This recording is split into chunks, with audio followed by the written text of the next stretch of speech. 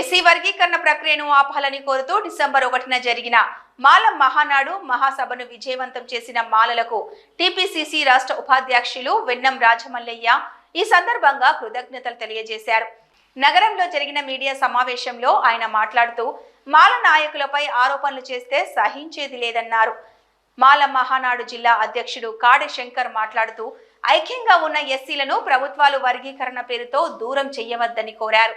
మాల మహానాయకుడు గడ్డం వివేక్ పై మందకృష్ణ ఆరోపణలు సరికాదన్నారు. మాల మహానాడు రాష్ట్ర ప్రధాన కార్యదర్శి మేడి అంజయ్య మాట్లాడుతూ మాలలపై ఆరోపణలకు స్వస్తి పలకాలని కోరారు. ఈ కార్యక్రమంలో మాల సంఘం నాయకులు పాల్గొన్నారు. మాలల సింహగర్జన సభ ఏదైతే మాలలపై దుష్ప్రచారం చేస్తున్నారో వారికి మరియు మాలలు తక్కువ ఉన్నారనే ప్రచారాన్ని చేస్తున్న రాజకీయ పార్టీలకు వివిధ వర్గాలకు ఈ సభ చెంపపెట్టు లాంటిది.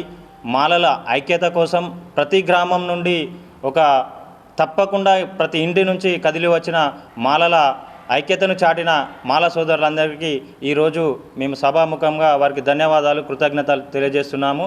ఏదైతే వర్గీకరణ పేరుతోని మాలలను విచ్ఛిన్నం చేయాలనే రాజకీయ కుట్రలో భాగమే ఈ వర్గీకరణ అనేది తేటతెల్లమైంది.